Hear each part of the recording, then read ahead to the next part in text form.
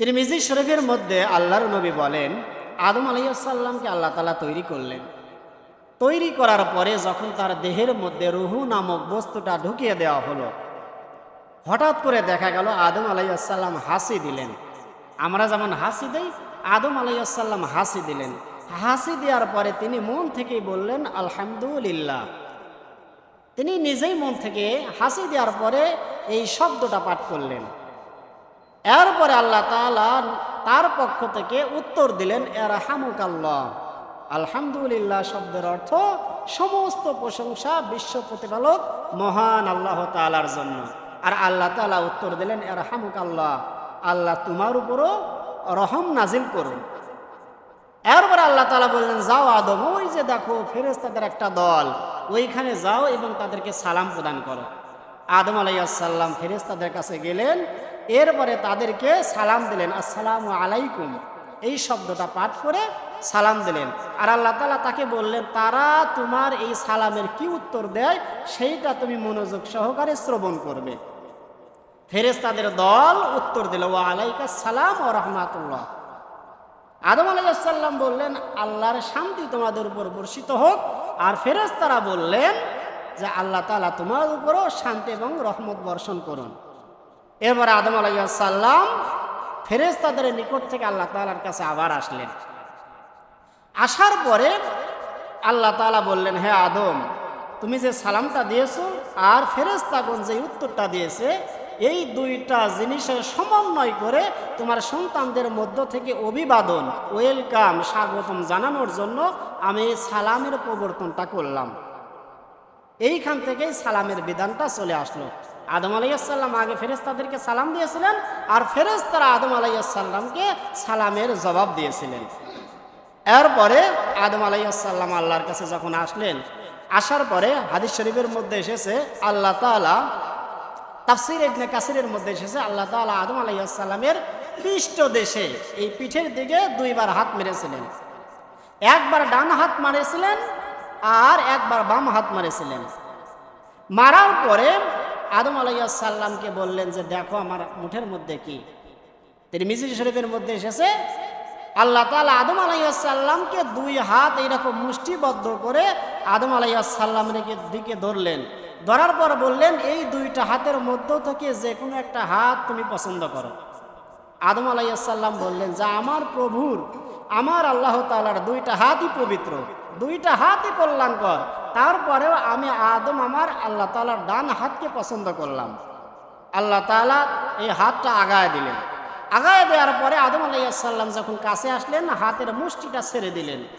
ছেড়ে দেওয়ার পরে দেখা গেল হাদিস শরীফের মধ্যে এসেছে, আদম নবী থেকে শুরু করে শেষ নবী পর্যন্ত এবং যতগুলো উম্মত আসবে, এক কথায় আদম নবী থেকে শুরু করে যতগুলো মানুষ, নবী রাসূলগণ পৃথিবীর বুকে আসবে, প্রত্যেকটা মানুষের আত্মাগুলো অথবা প্রত্যেকটা মানুষের রূহগুলো অথবা প্রত্যেকটা মানুষের দেহগুলো আল্লাহ তাআলার হাতে এক মুষ্টির মধ্যে আবদ্ধ ছিল। সুবহানাল্লাহি ওয়া বিহামদিহি। এই যে আমরাও সেই দিন আল্লাহ তাআলার হাতের মুষ্টির মধ্যে ছিলাম। এখন এইখান থেকে প্রশ্ন হতে পারে, আদম নবী থেকে শুরু করে একেবারে কিয়ামতের আগ পর্যন্ত যতগুলো মানুষ আসবে, প্রত্যেকটা মানুষ আমরা আল্লাহ তাআলার এই মুষ্টির মধ্যে আবদ্ধ ছিলাম, তাহলে আল্লাহ তাআলার হাতটা কত বড় হইতে পারে? হ্যাঁ, ইহুদি এবং খ্রিস্টান প্রত্যেকটা মানুষ আমরা আল্লাহ তাআলার হাতের মুষ্টির মধ্যে ছিলাম। এরপরে আল্লাহর রাসূল বলছেন, প্রত্যেকটা মানুষের আয়ুষ্কাল, আমাদের যেই বয়সটা আল্লাহ তাআলা দান করেছেন, প্রত্যেকটা মানুষের বয়স এই দুই ভুরুর মাঝখানে, অর্থাৎ এই কপালের উপরে লেখা ছিল যে আমরা কে কতদিন বাঁচবো। আল্লাহ তাআলা সৃষ্টি করার সাথে সাথে এইটা এই কপালের উপরে লিখে দিলেন, কে কয় বছর দুনিয়াতে বাঁচবে। অপর হাদিসের মধ্যে এসেছে, মুসনাদে আহমদ, আল্লাহ তাআলা দুইবার করে হাত মেরেছিলেন। একবার ডান হাত মারলেন, ডান হাত মারার পরে এই ডান হাত পিঠে যখন আদম আলাইহিস সালামের উপরে প্রলেপ দেওয়া হলো, এরপরে বের করে আনলেন। সেই ডান হাত যখন বের করে আনার পরে ডান হাতের মধ্যে যেইগুলো রুহু ছিল, প্রত্যেকটা রুহু ছিল জান্নাতি রুহু। এরপর অপর হাত মেরেছিলেন, অপর হাতের মধ্যে যেই রুহুগুলো বের হয়ে এসেছিল, যেই মানুষগুলো বের হয়ে এসেছিল, তারা হচ্ছে জাহান্নামী। হাদিস শরীফের মধ্যে বলা হয়নি যেহেতু আগে ডান হাতের কথা বলা হয়েছে, পরের বার অবশ্যই বাম হাত হবে। এইখান থেকে একটা জিনিস বোঝা যায়, যদিও হাদিসে স্পষ্ট কিছু উল্লেখ নাই, তবে ইবনে কাসিরের মধ্যে উল্লেখ রয়েছে আল্লাহ তাআলা ডান হাত যখন এইরকম পৃষ্ঠ দেশ থেকে বের করে আনলেন, যেই সমস্ত সন্তানগণ, যেই সমস্ত মানুষগণ আমরা বের হয়ে এসেছিলাম তারা জান্নাতি, আর বাম হাত যখন আদম আলাইহিস সালামের পিঠের উপরে মারা হলো, এরপরে যখন রুহগুলো আনা হয়েছিল তারা হচ্ছে জাহান্নামী। তো এরপরে আল্লাহ তাআলা কি করলেন, দেখলেন আদম আলাইহিস সালাম যে প্রত্যেকটা মানুষের আয়ুষ্কাল, বয়সটা এই কপালের উপরে লেখা আছে, কে কতদিন বাঁচবে। এখন প্রশ্ন হলো, এতটুকু হাতের মধ্যে সমস্ত মানুষ আটলো কেমন করে? আল্লাহ তাআলার হাতটা কত বড় হাত। বুখারী শরীফের মধ্যে এসেছে কিয়ামতের দিন আল্লাহ তাআলা কি করবেন, ইয়াকবিদুল্লাহুল আরদা ইয়াউমাল কিয়ামা ওয়া ইয়াতবিস সামাআ বিয়ামিনিহি সুম্মা ইয়াকুল আনাল মালিক আইনা মুলুকুল আরদ, রাওয়াহুল বুখারী ওয়া কামা ক্বালা আলাইহিস সালাতু ওয়াস সালাম। আল্লাহর নবী বলেন, কিয়ামতের দিন সমস্ত মানুষেরা যখন এক জায়গায় সমবেত হবে, আল্লাহ তাআলা কি করবেন, গোটা পৃথিবীকে এইরকম মুষ্টির মধ্যে নেবেন। তাহলে এইখান থেকে বোঝা যায় গোটা পৃথিবী আল্লাহ তাআলা যদি মুষ্টির মধ্যে নিয়ে নেন, তাহলে আল্লাহ তাআলার হাতটা কত বড় হতে পারে। হাদিসে যদি উল্লেখ নাই, তবে একটা অনুমান করা যায় গোটা পৃথিবী যত বড়, তাহলে বুঝতে হবে তার চাইতে আল্লাহ তাআলার হাত অবশ্যই বড়। যদি না হতো গোটা পৃথিবীকে আল্লাহ তাআলা এরকম মুঠের মধ্যে নিতে পারতেন না। ইসলামিক ব্যাখ্যাকারগণ তারা বলেছেন, এক লোকমা ভাত যেমন মানুষ থালা থেকে এরকম তুলতে কোনো কষ্ট হয় না, গোটা পৃথিবীটাকে আল্লাহ তাআলা এই হাতের মুষ্টির মধ্যে নিতে কোনো কষ্ট হবে না। ওয়ায়াতবিস সামাআ বিয়ামিনিহি, আর আমাদের মাথার উপরে যে আসমানটা দেখি, এটা তো শুধু একটা আসমান, এর উপরে আরো 6টা আসমান রয়েছে। আল্লাহর নবী বলেন, এই 7 তবক আসমানকে আল্লাহ তাআলা এরকম ডান হাতে পেঁচিয়ে নেবেন। একটা গামছা অথবা একটা দড়ি মানুষ এরকম পেঁচিয়ে নেয়, আল্লাহ তাআলা এই গোটা আসমানকে পেঁচিয়ে নেবেন। এরপরে চেয়ারের পর বসে বলবেন, আনাল মালিক, আজকে আমি হাসরের দিবসের মালিক, আইনা মুলুকুল আরদ, দুনিয়ার রাজা বাদশারা কোথায়, আজকে আমার সামনে আসো, আমি কে রাজা, কে বোঝা, কে নেতা, কে কর্মী, সবার বিচার আমি করব। তাহলে এইখান থেকে আমরা বুঝতে পারি আল্লাহ তাআলার হাতের মুষ্টির মধ্যে যারা আমরা ছিলাম, অবশ্যই আল্লাহ তাআলার হাত কত বড় অনুমান করাই যায়।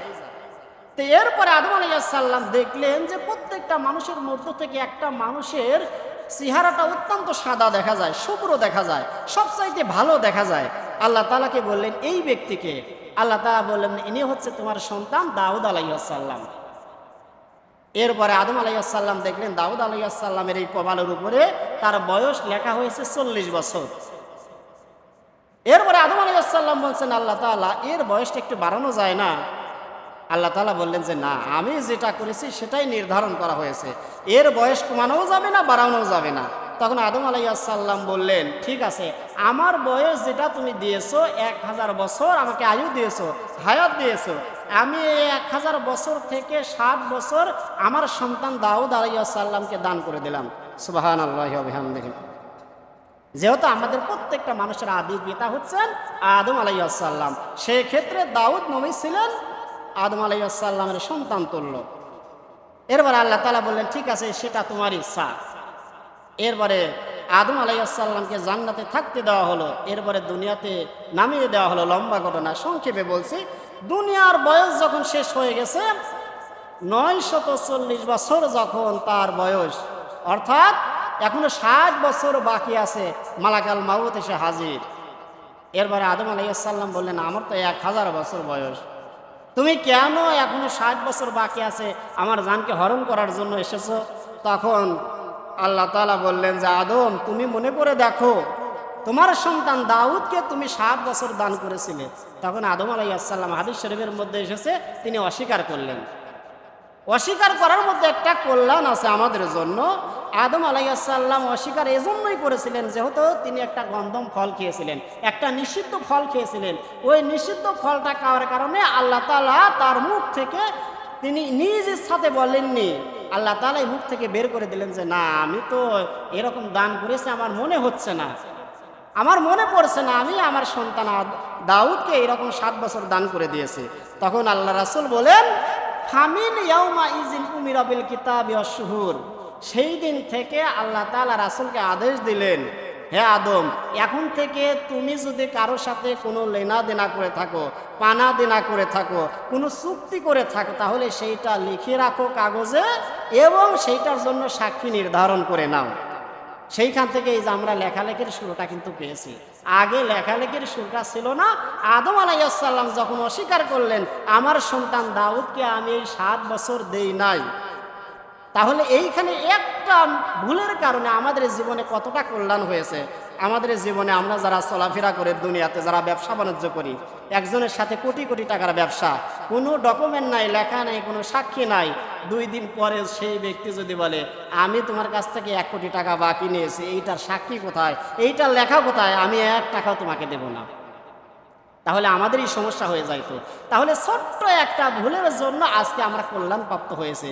এজন্য যখন কোনো ব্যক্তির সাথে দোকানের লেনদেন হোক বা স্বাভাবিক লেনদেন হোক, যখন হবে আল্লাহ রাসূল বলছেন সেইটা তোমরা লিখে রাখো অথবা তোমরা কি করো, সাক্ষী তৈরি করে রাখো, যাতে পরবর্তী দিন বা 1 সপ্তাহ 2 সপ্তাহ 1 মাস পর বছর পর কোনো ব্যক্তি অস্বীকার করতে না পারে যে আমি তোমার কাছ থেকে কোনো টাকা নেই নাই, আমি তোমার দোকান থেকে কোনো বাকি নেই নাই।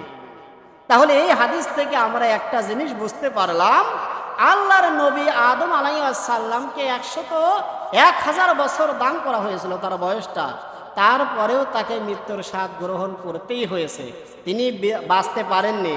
তাহলে আমরা যারা মানুষ আমাদেরও মৃত্যুর স্বাদ অবশ্যই গ্রহণ করতে হবে, যেহেতু তিনি নবী ছিলেন আর আমরা সাধারণ মানুষ, তিনি যেহেতু মৃত্যুবরণ করেছেন আমরাও মারা যাব। তবে দুনিয়ার মধ্যে একমাত্র তিনিই ব্যক্তি, তিনিই শুধু জানতেন তার বয়সটা কতটুকু আছে। এছাড়া দুনিয়ার মধ্যে আমরা সাধারণ যারা মানুষ কেউ আমরা বলতে পারবো না যে আমি আগামীকাল মৃত্যুবরণ করব। কারো বয়স কেউ জানি না আমরা, শুধু আদম আলাইহিস সালাম তার বয়স সম্বন্ধে তার ধারণা ছিল।